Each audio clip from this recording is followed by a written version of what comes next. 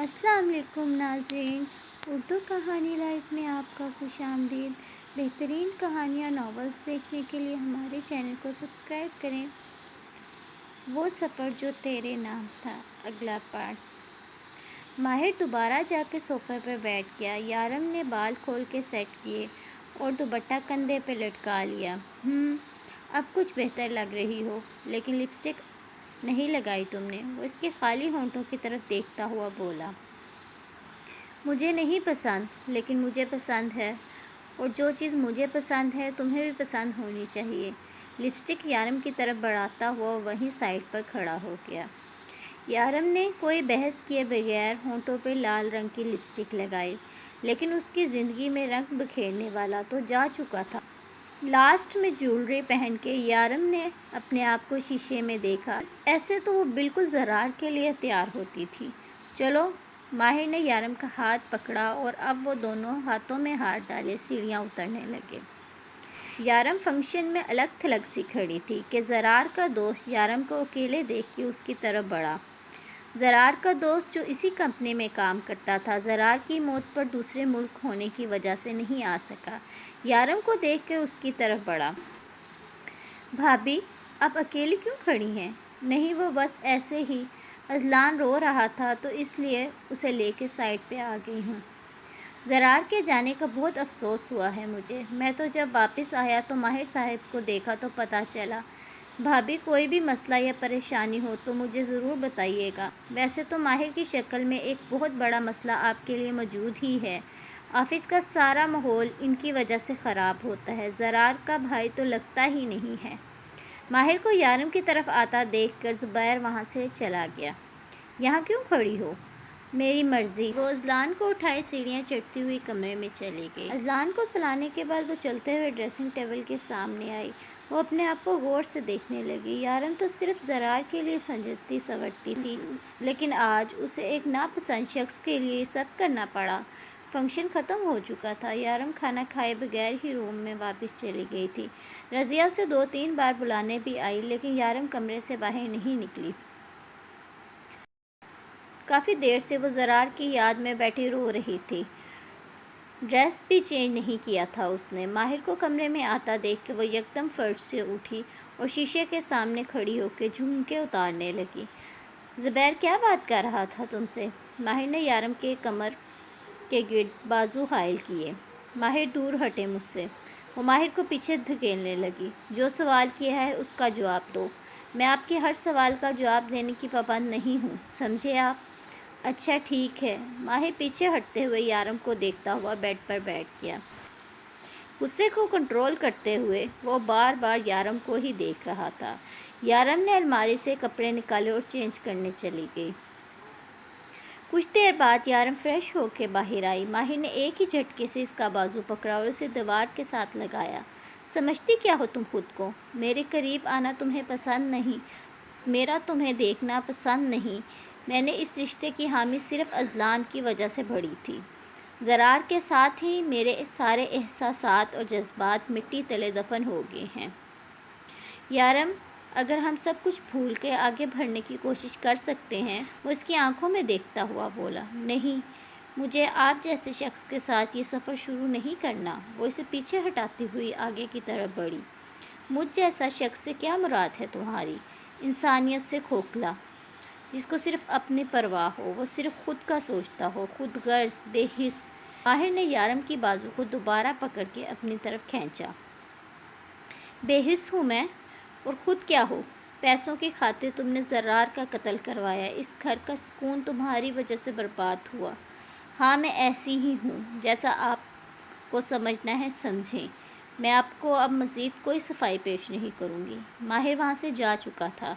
काश ज़रार आपके साथ मैं भी मर जाती। काश ज़रार आपको कुछ ना हुआ होता। वो मुश्किल से सिसकियाँ लेती हुई बोली। यारम की आँख खुली तो माहिर सामने सोफ़े पर लेटा हुआ था। यारम ने अजलान पे एक नज़र डाली और फ्रेश होने चली गई। वापस आई तो माहिर फ़ोन पर किसी से बात कर रहा था। ज़रार के कत्ल की तहकीकात शुरू करवा दी है मैंने। अब जल्द ही पता चल जाएगा कि तुम कितनी सच्ची हो। फ़ोन बंद करके वो यारम की तरफ देखता हुआ बोला। کیا ہوا؟ سانپ سونگھ گیا کیا تمہیں؟ یاد رکھنا، یا تو تم میرے ہاتھوں سے مرو گی یا ساری زندگی جیل میں رہ کر۔ صاحب، وہ آدمی پکڑا جا چکا ہے جس نے زرار صاحب پر فائر کیے تھے۔ شاباش، اس کے میری کہی جگہ پر پہنچاؤ۔ شام کو اس سے ملاقات ہوگی۔ میرے آنے تک اس کو اچھے سے خاطر تواضع کرنا۔ ماہر نے کہتے ہوئے فون بند کیا اور آفس سے گھر جانے کے لیے روانہ ہوا۔ گھر آ کر وہ سیدھا نوازالدین کے کمرے میں گیا۔ نوازالدین کی طبیعت کچھ ٹھیک نہیں تھی۔ بابا، کیا ہوا ہے آپ کو؟ اچانک کیسے طبیعت خراب ہوگی آپ کی؟ بس بیٹا بی پی شوٹ کر گیا، اس عمر میں تو یہ سب چلتا ہے۔ بابا پلیز، آپ کے اور ماما کے علاوہ یہاں ہے کون؟ اپنا خیال رکھا کریں۔ میں نے اپنی زندگی میں بہت سے لوگوں کو کھویا ہے، آپ دونوں میرا سب کچھ ہیں۔ آگے ہی کچھ انچاہے رشتوں کی وجہ سے میں آپ لوگوں کا دل دکھا چکا ہوں۔ ماہر نم آنکھوں سے کہتا ہوا اپنے باپ کی طرف دیکھنے لگا۔ ارے بیٹا، ہم نے تمہیں کب کا معاف کر دیا ہے، اب تم بھی سب بھول جاؤ اور اپنی آنے والی زندگی کا سوچو۔ جی بابا، اب جاؤ، تمہاری ماں تمہارے انتظار میں بیٹھی ہے۔ جی۔ گلمینہ بیگم کے ساتھ کھانا کھانے کے بعد وہ کمرے کی طرف بڑھا۔ ماہر کے ساتھ ہم بہت زیادتی کر چکے ہیں، جب اسے سب پتہ چلے گا تو… بس کرو گلمینہ، اتنا مت سوچو، ماہر کو کچھ نہیں معلوم ہوگا، بس یہ جائیداد کسی طرح میری ہو جائے۔ آپ اب بھی پیسوں کے پیچھے بھاگ رہے ہیں، اس لالچ نے ہم سے سب کچھ چھین لیا۔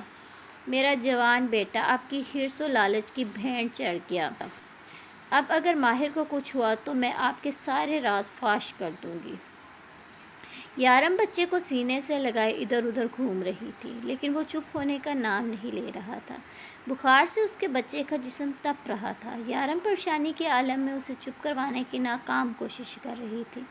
دروازہ کھلنے کی آواز سے وہ اس شخص کی طرف دوڑی۔ ماہر، اذلان کی طبیعت ٹھیک نہیں ہے، اس کا بخار بڑھتا جا رہا ہے۔ ہاں تو کیا کروں؟ یہ میری ذمہ داری نہیں ہے۔ ماہر، نکاح کیا ہے آپ نے مجھ سے، تو یہ بچہ بھی آپ کی ذمہ داری ہے۔ مجھے بحث نہیں کرنی، وہ کہتا ہوا بیڈ پر شوز پہنے ہی لیٹ گیا۔ مجھے بھی کوئی شوق نہیں ہے آپ سے بات کرنے کا، صرف اتنا کہہ رہی ہوں کہ اذلان کی طبیعت خراب ہے، اسے ہسپتال لے جائیں۔ بھائی کی اولاد ہے، اتنا تو خیال کر ہی سکتے ہیں آپ۔ وہ غصے سے اس کی طرف بڑھا۔ گاڑی میں انتظار کر رہا ہوں، جلدی آ جانا۔ ہسپتال سے چیک اپ کرانے کے بعد وہ گھر واپس آ گئے تھے۔ اذلان بھی سو چکا تھا۔ ماہر بالکنی میں کھڑا کسی گہری سوچ میں گم تھا۔ یارم آہستگی سے قدم اٹھاتے اس کی طرف بڑھی۔ کیوں آئی ہو یہاں؟ اتنی نفرت کیوں کرتے ہیں آپ مجھ سے؟ اس کا جواب تمہیں معلوم ہے، میں تھک گئی ہوں یہ جنگ لڑتے لڑتے، اب مزید نہیں۔ اچھا، کل تک تو تمہیں میرا وجود برداشت ہی نہیں تھا، اور آج تم صلح کی بات کر رہی ہو؟ میری بات کان کھول کے سن لو لڑکی، میں زرار نہیں ہوں جو تمہارے یہ نخرے برداشت کروں گا۔ تم سے نکاح اس لیے کیا ہے کہ تم میرے بھائی کے بیٹے کی پرورش اپنی طرح نہ کرو۔ وہ اس کو دیوار کے ساتھ لگاتا ہوا بولا۔ ماہر، آپ اپنی پہلی بیوی کے ساتھ بھی یہی سلوک کرتے تھے، تب ہی اس نے یہ سب کیا ہوگا۔ اپنی بکواس بند کرو، تم نکلو یہاں سے۔ ماہر نے یارم کو کمرے سے نکال کے دروازہ لاک کر دیا۔ ماہر، دروازہ کھولیں، اذلان بیمار ہے، اسے میری ضرورت ہے، وہ چیختی رہی، لیکن ماہر نے دروازہ نہیں کھولا۔ یارم کی باتیں اس کے دماغ میں گردش کر رہی تھیں۔ چہرہ بھیگ چکا تھا۔ وہ زندگی کی رعنائیوں سے تھکا ہارا شخص دیوار کے ساتھ ٹیک لگا کے بیٹھ گیا۔ ماہر، تم کیوں رو رہے ہو؟ مائدہ اس کے کندھے پہ سر رکھتی ہوئی بولی۔ تمہاری دیے گئے زخم میرے لیے عمر بھر کا ناسور بن چکے ہیں۔ نہیں ماہر، سب جھوٹ ہے۔ نہیں ماہر، سب جھوٹ کہتے ہیں، میں نے اس پاک رشتے سے کبھی بے وفائی نہیں کی۔ جھوٹی ہو تم۔ نہیں ماہر، میری بات سنو۔ مجھے کچھ نہیں سننا، وہ کہتے ہوئے وہاں سے اٹھا۔ کچھ دیر میں ہی اس کی آواز دوبارہ سے قبر کی مٹی تلے جا کے دفن ہو گئی۔ یہ جو زندگی کی کتاب ہے، یہ کتاب بھی کیا کتاب ہے، کہیں ایک حسین سا خواب ہے، کہیں جان لیوا عذاب ہے، کہیں چھاؤں ہے، کہیں دھوپ ہے، کہیں اور ہی کوئی روپ ہے، کہیں کھو دیا، کہیں پا لیا، کہیں رو لیا، کہیں گا لیا، کہیں چھین لیتی ہے ہر خوشی، کہیں مہرباں بے حساب ہے۔ تھوڑی ہی دیر میں اذلان رونے لگا تو ماہر نے جلدی سے اسے اپنی گود میں لیا، ماتھے پہ ہاتھ رکھا، کہیں بخار تیز تو نہیں ہو گیا دوبارہ۔ لیکن اس کی طبیعت بہتر تھی اب۔ ماہر اس کے چہرے کو دیکھ رہا تھا۔ تمہاری آنکھیں، تمہاری ناک، تمہارے ہونٹ، سب تمہاری ماں پر گئے ہیں، ماہر نے کہتے ہوئے اسے پیار کیا۔ میرا بیٹا اذلان خان اسے اپنے سینے کے ساتھ لگایا اور اسے سلانے کی کوشش کر رہا تھا۔ صبح جب یارم نے کمرے کا دروازہ کھلا دیکھا تو بھاگتی ہوئی کمرے کی طرف گئی جہاں ماہر ڈریسنگ ٹیبل کے سامنے کھڑا تیار ہو رہا تھا۔ اذلان میرا بچہ سو رہا ہے، وہ نظر نہیں آ رہا تمہیں؟ آپ مجھے میرے بچے سے الگ نہیں کر سکتے۔ جب سچ سب کے سامنے آ جائے گا، تمہاری حقیقت سب کو پتہ چل جائے گی تو پھر تمہیں جیل جانا پڑے گا۔ اذلان تو میرے ساتھ ہی رہے گا، وہ کہتا ہوا اس کے قریب ہوا۔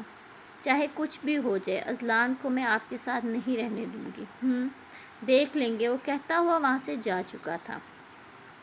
نواز الدین کو اچانک اپنے کسی کام سے دوسرے شہر جانا پڑا تو وہ ماہر کو ساتھ لیے بغیر ہی چلے گئے۔ لیکن 2 دن بعد ان کا آدھا جسم کچرے کے ڈھیر سے ملا اور آدھا آوارہ کتے کھا گئے۔ اس کی اچانک ایسی موت پر کسی کو یقین ہی نہیں آ رہا تھا، لیکن دنیا مکافات عمل ہے۔ ماہر نواز الدین کی قبر کے پاس بیٹھا تھا۔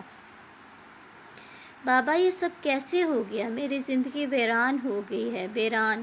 میں اکیلا رہ گیا ہوں، مجھے سنبھالنے والا کوئی نہیں ہے۔ ماہم گلمینا بیگم کے ساتھ بیٹھی تھی۔ گلمینا بیگم کی حالت غیر تھی۔ کبھی وہ زرار کو بلاتی، کبھی کہتی کہ یہ مکافات عمل ہے۔ ان کی غیر حالت کو دیکھ کے ماہر نے ڈاکٹر کو کال کی تھی۔ ڈاکٹر نے انہیں انجیکشن دیا تھا جس کے زیر اثر وہ سو رہی تھی۔ ماہم تم بھی تھوڑا سا آرام کر لو۔ ماہر اور ماہم اب کمرے سے باہر آ چکے تھے۔ بھائی یہ سب، پہلے زرار بھائی اور اب بابا، وہ کہتے ہوئے ماہر کے سینے سے لگ گئے۔ ماہم رو نہیں، اللہ کو یہی منظور تھا اور میں ہوں نا تمہارے ساتھ بھی اور ماما کے ساتھ بھی، وہ اس کے آنسو پونچھتے ہوئے بولا۔ ماہم کے ساتھ کافی دیر بات کرنے کے بعد وہ اپنے کمرے کی طرف بڑھا۔ ماہم بھی سو چکی تھی۔ وہ سب کو سمجھا رہا تھا کہ وہ ان کے ساتھ ہے، لیکن اسے سمجھانے والا کوئی نہیں تھا، اسے حوصلہ دینے والا کوئی نہیں تھا۔ یارم قرآن پاک کی تلاوت کر رہی تھی۔ ماہر تیزی سے بالکنی کی طرف بڑھا تاکہ کھل کر رو سکے۔ یارم نے جب اسے ایسے جاتے دیکھا تو قرآن پاک کو غلاف میں رکھا۔ ماہر یارم کا بس اتنا کہنا تھا کہ اس نے اسے اپنے سینے سے لگا لیا۔ یارم بابا ہمیں چھوڑ کے چلے گئے، یارم میں اکیلا رہ گیا، سب ختم ہو گیا۔ نہیں ماہر، آپ اکیلے نہیں ہیں، میں آپ کے ساتھ ہوں، آپ ایسے مت روئیں۔ تم تو خوش ہوگی میرے گھر کا سکون برباد ہوتا دیکھ کے۔ ماہر نے ایک جھٹکے سے یارم کے وجود کو خود سے دور کیا۔ ماہر ایسا نہیں ہے، انکل کی موت کا مجھے بھی افسوس ہے، لیکن اللہ نے جیسے فرعون کے غرور کو غرق کیا تھا ویسا ہی آپ کے بابا کے ساتھ ہوا۔ بہت غرور تھا انہیں اس دولت پر۔ میرے بھائی کو بھی تو انہوں نے بے گناہ سزا دلوائی تھی، دیکھیے اللہ نے کیسا حساب لیا۔ یارم، ایک زوردار تھپڑ یارم کے چہرے پہ پڑا۔ تمہارے بھائی کو اس کے گناہوں کی سزا ملی اور میرے بابا کے ساتھ جس نے بھی یہ کیا ہے، موت کو میں اس کے لیے مشکل بنا دوں۔ میرے بھائی کی موت جیسے بھی ہوئی، اتنی دردناک موت نہیں تھی جتنی آپ کے بابا کی ہوئی۔ ان کا آدھا جسم تو کتوں کی خوراک بن گیا۔ وہ یہ کہتی ہوئی وہاں سے جا چکی تھی۔ کس کے کہنے پر تم نے میرے بھائی کا قتل کیا؟ ماہر ثناء اللہ خان کے پکڑے گئے آدمی سے تفتیش کر رہا تھا۔ میں نہیں جانتا کچھ بھی۔ اتنی مار کھانے کے بعد بھی اس کے منہ سے الفاظ نہیں نکل رہے تھے۔ نہیں جانتے؟ ماہر نے پاس کھڑے آدمی سے پستول لی اور اس کے ماتھے پہ تان دی۔ میں 3 تک گننے والا ہوں، جلدی بتاؤ ورنہ 1 سیکنڈ بھی نہیں لگاؤں گا تمہیں اوپر پہنچانے میں۔